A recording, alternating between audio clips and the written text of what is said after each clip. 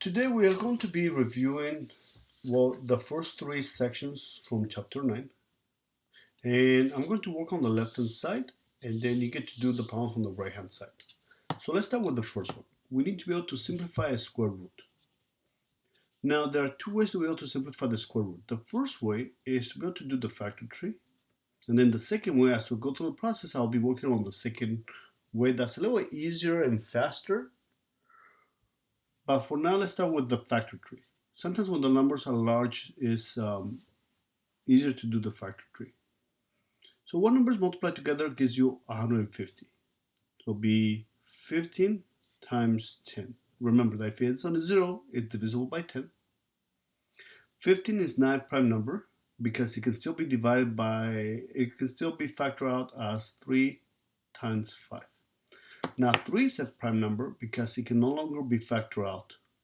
Yeah, you can use 1 and 3, but then you still use 1 and 3 and 1 and 3 and 1 and 3.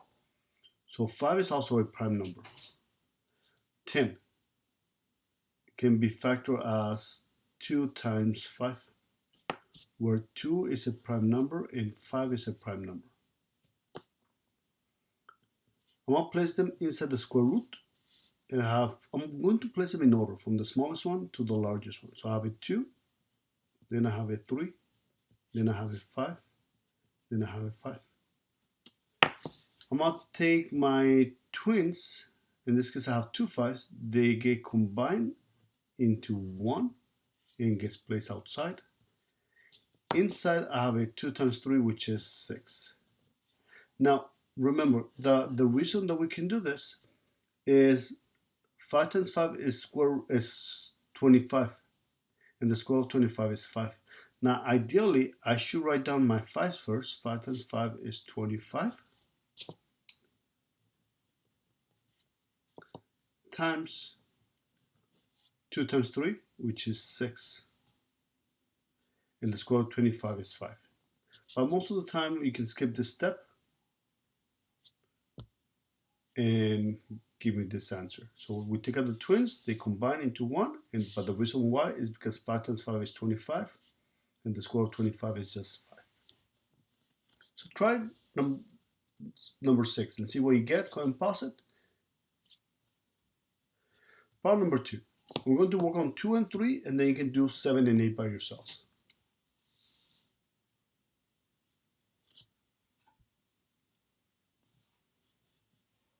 Problem number 2. I'm going to draw the line, and when you're trying to solve for x, I'm trying to leave the x by itself.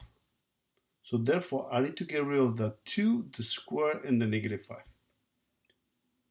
Now, when we have a square and we do it by square roots, I'm trying to isolate the x squared. We're trying to leave the x squared by itself. So therefore, which should I get rid of first? The 2 or the negative 5? Correct. I'm going to move my negative 5 and becomes the opposite, which is positive 5. Or you can add 5 on both sides. We have 2x squared equals 36. I'm trying to leave the x squared by itself, so therefore I'm going to divide by 2. It's multiplying, so therefore I divide by 2. Always doing the inverse operation. Now we have x squared equals 36 divided by 2 will give me 18. And now I need to get rid of the square. The opposite of a square is a square root. It's not the opposite, it's the inverse. So the inverse of square is a square root. They cancel each other out. So therefore we have x equals. Now, when we simplify square root of 18, I can do it the same way that I did it before, where I can do my factor tree. Or you can think of a perfect square. Which perfect square divides 18? Remember, your perfect square is 1. 2 times 2 is 4. 3 times 3 is 9. So 9. So therefore I can rewrite the square of 18 as the square of 9 times the square root of 2. 9 times 2 gives you 18. The square of 9 is 3. And we have a square root of 2. Now, every time you take the square root on both sides, you actually end up with two solutions, plus or minus. So therefore, my first solution will be with the positive 3. The second solution will be with the negative 3. And if you have a calculator, or you can use your decimals calculator on your cell phone,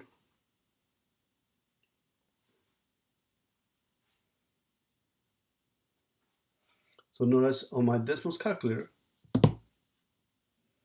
I can type in 3 square root of 2, 3 square root of 2, let me just clear my whole screen, 3 square root of 2, let me try this again, 3 square root of 2 gives you 4.24, and in the negative version, 3 square root of 2. So those are your actual answers in decimal form, but these ones are what we call an exact answer. And the decimals calculators are pretty easy to use. That's decimal scientific calculator, and you guys can use that for your SBAC. Now for problem number 3, I'm going to draw the line. I'm trying to leave the x squared by itself. So therefore I need to get rid of the 9 and the negative 2. Which one should I get rid of first?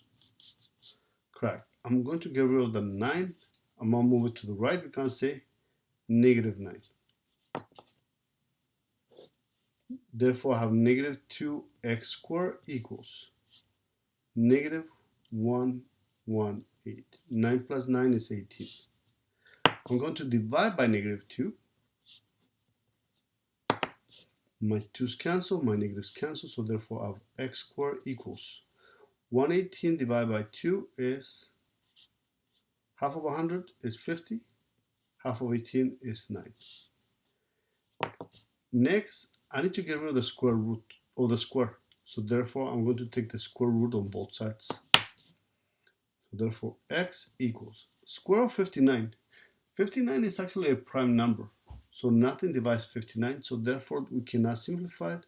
It says a square of 59 with a plus or minus, which means that we are going to have two answers.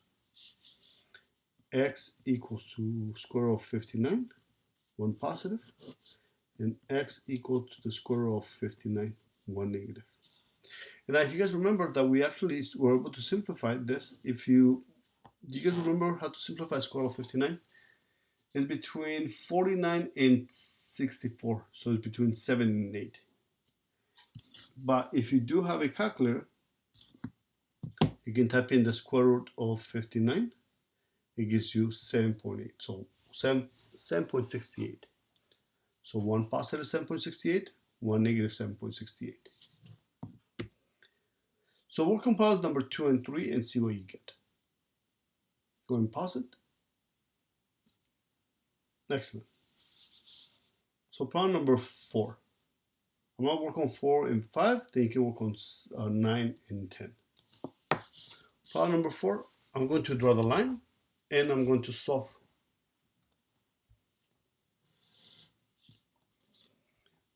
I'm going to leave the x by itself. I need to get rid of the 2, the negative 5, the square, and the positive 1. But before we actually get rid or start solving, I need to be able to isolate my square, whatever quantity is being squared, first, which means I need to get rid of the 2 and the 1. I'm going to get rid of the 1. Move my 1 to the right, we can say negative 1. We have 2 x minus 5 squared equals 36. I'm going to divide by 2 to get rid of my 2. It's multiplying, so therefore I'm going to divide. X minus 5 squared equals 36 divided by 2 will give me 18. And now we can get rid of the square. Opposite of a square, the inverse of a square is the square root. The square root and the square cancel, so therefore we have x minus 5 equals the square of 18. Which perfect square divides 18? 9. So it'll be the square of 9 times the square of 2. We know that the square root of 9 is 3, and the square root of 2 stays behind, and plus or minus. One positive and one negative. And one last step, I'm going to move my 5 to the right. We can say positive 5. Let's not forget that we have plus or minus square root of 2. Oh, and I forgot my 3 in there. So it'll be plus or minus 3 square root of 2. So let's write down your two solutions. We have x equals 5, one with a positive 3, square root of 2. And the other one will be x equals 5 with a negative 3, square root of 2. Now remember that those will actually be solutions. So if I type them into my Desmos calculator or any scientific calculator, I can type in 5 plus 3 square root of 2. It gives me 9.24. And I can type in 5 minus 3 square root of 2 will give me my other answer. So there's still two answers that are going to be in decimal form, but this will be your exact answers, where these ones are an approximation. Let's try problem number 5. I'm going to draw the line, and I'm trying to leave the x by itself. That means I need to get rid of the negative 3, the square, and the negative 4. What should be my first step? Correct. I'm going to move my 4 to the right. We can say positive 4. That gives me x minus 3 squared equals 20 divided by 4 is, or plus 4 is 24. And now I can get rid of the square. Opposite of a square, the inverse of a square is the square root. My square root and my square cancel, so therefore I have x minus 3 equals. The square root of 24 will be, which perfect square divides 24? 1, 4, 9, correct, 4. So I can rewrite it as the square root of 4 times what? Times 6. The square root of 4 is 2, and the square root of 6 stays there.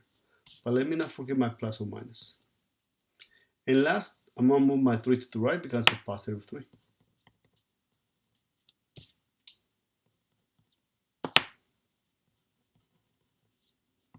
And that's going to give me two answers.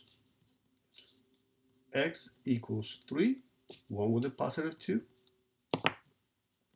square root of 6. X equals 3, 1 with a negative 2, square root of 6.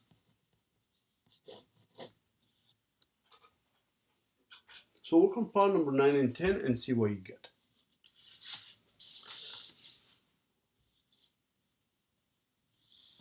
Once you finish 9 and 10, I'm going to work on numbers 11 and 12, and then you get to finish those other 4 problems. Fine, I'll do number 13 as well. Number 11, I need to complete the square to solve it.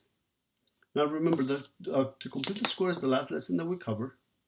I'm trying to solve for x. I'm going to leave my x's on the left. I'm going to move my constant, my 7, to the right, becomes a negative 7. And when I rewrite this, x squared plus 8x, I'm going to leave some space and I'm going to place a square. Equals negative 7, and I'm going to place a square. Now, what number goes inside the square? Do you guys remember? Correct. I'm going to use b, divide by 2, and then I'm going to square it, where the value of b is 8. So therefore, it will be 8 divided by 2, then square it. 8 divided by 2 is 4. You squared gives you 16. So that is the number that goes inside the square. It's always going to be positive since we are squaring it.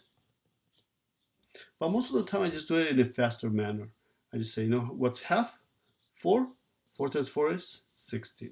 So I'll take half and then square it. And now we are going to factor the left-hand side. 1, 2. Factors of x squared gives me x and x. Factors of 16 will be 4 and 4. They need to have the same sign, both positives or both negatives. they need to add up to a positive 8, so the both should be positives. Negative 7 plus 16 will give me 9. They will always be the same, so therefore we can always rewrite it as x plus 4 squared when we complete the square. And now we can get rid of the square. Opposite of the square, inverse of a square is the square root. So we have x plus 4 equals the square of 9. We don't need to do factor 3 because we know the square of 9 is 3. Let me not forget my plus or minus. And my last step to leave the x by itself is to move my 4 to the right. We can say negative 4.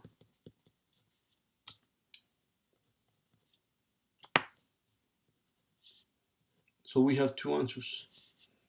X equals negative 4 plus 3 and x equals negative 4 minus 3. So therefore x equals negative 1 is my first answer and x equals negative 7 is my second answer. Now one of the things that you notice is that every time you actually got a integer, or if you did not get a square root, or if this was a perfect square, then you could have factored to get the same answers.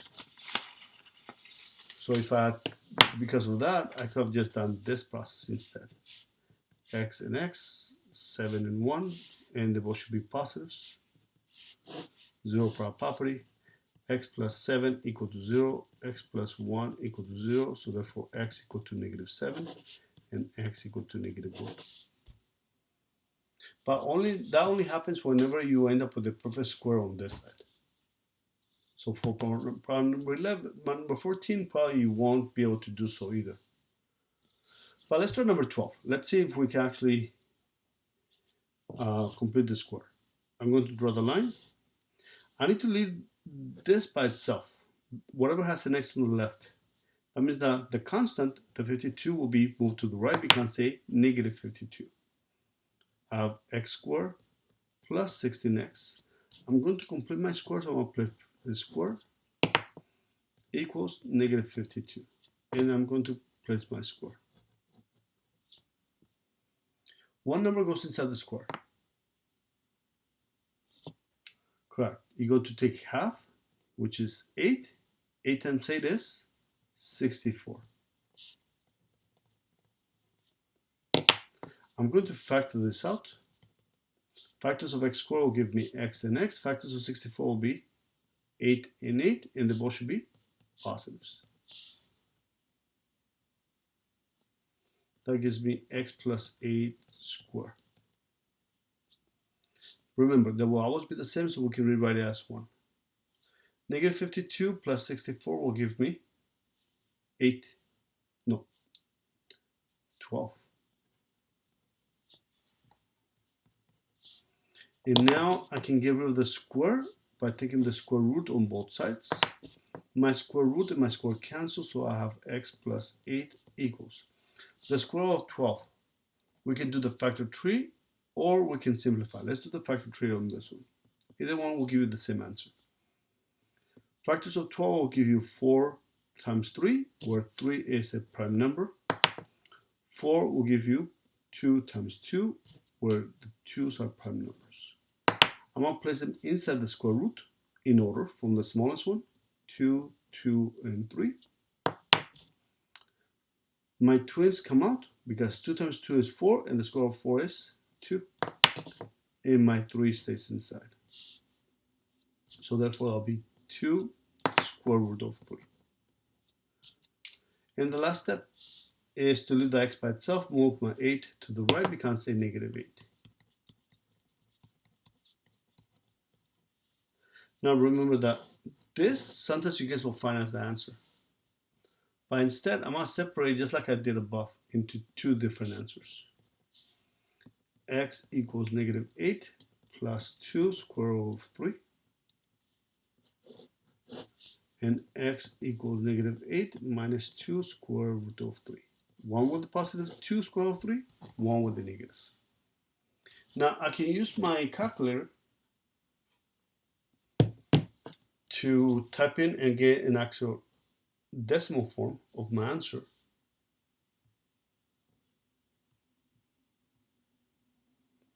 one positive and one negative.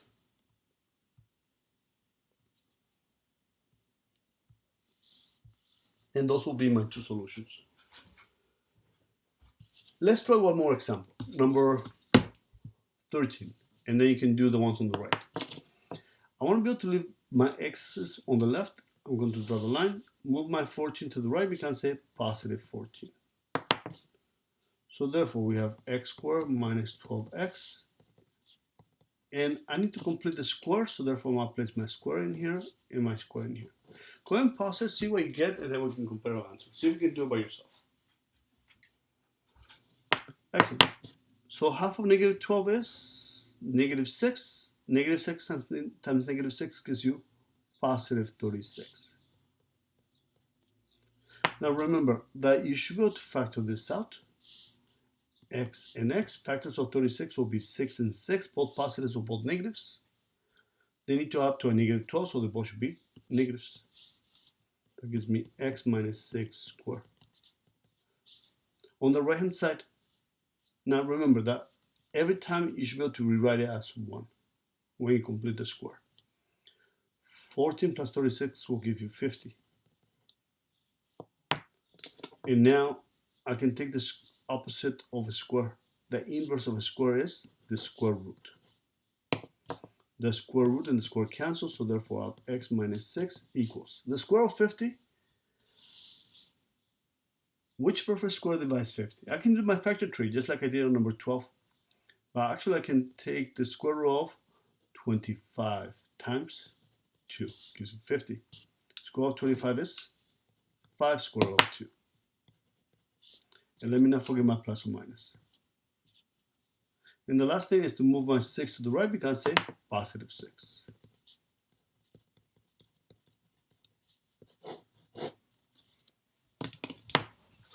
So work on the other problems on the right hand side and then email me if you have any questions. Have a good day and I'll see you guys next time.